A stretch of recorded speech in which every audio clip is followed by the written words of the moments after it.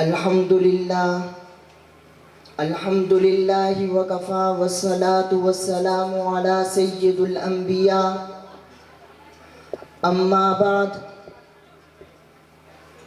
وقال النبی صلی اللہ علیہ وسلم وجاہدوا فی اللہ حق جہادی او قال الصلاة والسلام الجہاد سنت النبی اما بعد فاعوذ باللہ من الشیطان الرجیم بسم اللہ الرحمن الرحیم۔ آج میری تقریر کے دو عنوانات ہیں۔ پہلا 23 مارچ کے حوالے سے قرارداد پاکستان اور دوسرا جہاد فی سبیل اللہ یعنی اللہ کے راستے میں جہاد۔ جیسا کہ آپ سب کو معلوم ہے 23 مارچ کا وہ دن معلوم ہوتا ہے کہ کوئی اہم فیصلہ قیام میں آیا ہے کہ نہیں۔ جنگی جنون و جوش ایسا نکلتا تھا جیسے لگتا تھا لوگوں کا سمندر بہہ آیا ہے۔ ان کی روح ریزہ ریزہ ایک ہی نعرہ لگا رہی ہے، لے کر رہیں گے پاکستان، بن کر رہے گا پاکستان۔ پاکستان آخرکار دنیا کے نقشے پر آ ہی گیا۔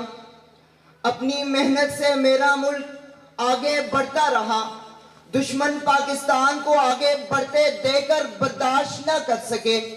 1965 میں ہندوستانیوں نے مسلمانوں پر حملہ کر دیا، لیکن میرے ملک کے نوجوانوں نے ان کے ارادے خاک میں ملا دیے۔ صدر علی وقار، آج ہم نے اپنی پہچان کھو دی ہے، آج ہم نے اپنا وقار کھو دیا ہے۔ آج کے چمن میں وہ جذبہ، جنون و ہمت ہی نہیں رہا۔ آج کا مومن وہ مومن ہی نہیں رہا۔ یہ پیغام میرے اقبال کے نام، اقبال تیرے دیس کا میں کیا حال سناؤں۔ بے باکی و حق گوئی سے گھبراتا ہے مومن، مکاری و ربائی پر اتر آتا ہے مومن۔ جس رزق سے پرواز میں کوتاہی کا ڈر ہو، وہ رزق بڑے شوق سے کھاتا ہے مومن۔ کردار کا گرفتار کا عمل کا مومن، قائل نہیں ایسے کسی جنجال کا مومن۔ سرحد کا ہے مومن تو کوئی بنگال کا مومن، ڈھونڈنے سے بھی نہیں ملتا قرآن کا مومن۔ اقبال تیرے دیس کا میں کیا حال سناؤں۔ اور آج میری تقریر کا دوسرا عنوان جہاد فی سبیل اللہ یعنی اللہ کے راستے میں جہاد۔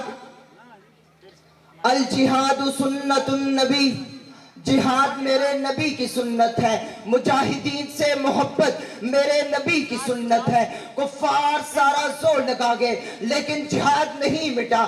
جس جہاد کو افغانستان کی حدود میں بند کر کے ختم کرنا چاہتے تھے، وہ جہاد آج شرق و غرب میں ہے، اور آج دیگر ممالک شام، فلسطین، عراق، یمن، چین، روس، حتیٰ کہ افغانستان بھی اسرائیلیوں کے ٹینکوں سے پتھروں کا مقابلہ کر رہے ہیں۔ میرے نبی نے فرما دیا اِنَّا فَتَحْنَا لَكَ فَتْحًا مُبِينًا۔ میرے رب کی قسم، میرے پروردگار کی قسم، مجھ کو پیدا کرنے والے کی قسم، رب قرآن میں خود کہہ رہا ہے اِنَّا فَتَحْنَا لَكَ فَتْحًا مُبِينًا وَتَرَكْتُمْ أَعْمَالَكُمْ وَتَرَكْتُمْ أَوْلَادَكُمْ وَتَرَكْتُمْ أَزْوَاجَكُمْ وَتَرَكْتُمْ أَمْوَالَكُمْ۔ اور جب جہاد کا نام آ جائے تو تم چھوڑ دو اپنے کاروباروں کو، تم چھوڑ دو اپنے مکانوں کو، تم چھوڑ دو اپنی بیویوں کو، تم چھوڑ دو اپنے بچوں کو۔ مجھ کو میرے نبی کی قسم میدان جہاد میں اترنے سے پہلے ہی میں اس کی مغفرت کر دیتا ہوں، میں اس کے لیے جنت کے دروازوں کو کھول دیتا ہوں۔ اور ایک اور جگہ میرا رب خود کہہ رہا ہے انما المؤمنون اخوہ لا شرکیہ ولا غربیہ اسلامیہ جہادیہ۔ ارے اے لوگو، تم نے ابھی جہاد کا جذبہ دیکھا ہی کہاں ہے؟ آؤ میں تمہیں جہاد کا جذبہ بتاتا ہوں۔ میرے نبی جہاد کے لیے نکلتے تھے، صحابی کہتا تھا اے پیغمبر اس مرتبہ تیرے ساتھ جہاد کے لیے میں جاؤں گا۔ دوسرا صحابی بول اٹھتا تھا اے پیغمبر اس مرتبہ تیرے ساتھ جہاد کے لیے میں جاؤں گا۔ جب میرے نبی نے جہاد کے صدقے کا اعلان کیا تو عمر گھر کی طرف بھاگتے گئے اور گھر کا آدھا سامان لے آئے اور صدیق اکبر گھر کا سارا سامان لے آئے۔ یہ ہے جہاد کا جذبہ، یہ ہے جہاد کا جذبہ، یہ ہے اسلام سے محبت کی دلیل۔ اور آج آپ سب فلسطین کی حالت دیکھ رہے ہیں، ہر آئے دوسرے دن ماں بہنوں اور بیٹیوں کی گردنیں اڑا دی جاتی ہے، ان کا سر تن سے جدا کر دیا جاتا ہے، ماں اور بہنوں کی عزتیں سرعام لوٹی جا رہی ہیں۔ کہاں ہے آج کا وہ مومن؟ کہاں ہے آج کا وہ حکمران؟ کہاں ہے آج کا وہ مسلمان؟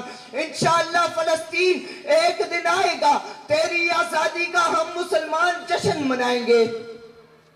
فافی اللہ کی تہ میں بقا کا راز مزمر ہے، جسے مرنا نہیں آتا اسے جینا نہیں آتا۔ وہ مرد نہیں جو ڈر جائے حالات کے خونی مقصد سے، جس حال میں جینا مشکل ہو اس حال میں جینا لازم ہے۔ ہمارے جسم زخموں سے چور ہی سہی، تم اپنے شکستہ تیر گنو، خود اہل ترکش بولیں گے یہ بازی کس نے ہاری ہے؟ ہاں یہ بازی حق کی بازی ہے، یہ بازی تم ہی ہارو گے۔ گھر گھر سے مجاہد نکلے گا، تم کتنے مجاہد مارو گے؟ وما علینا۔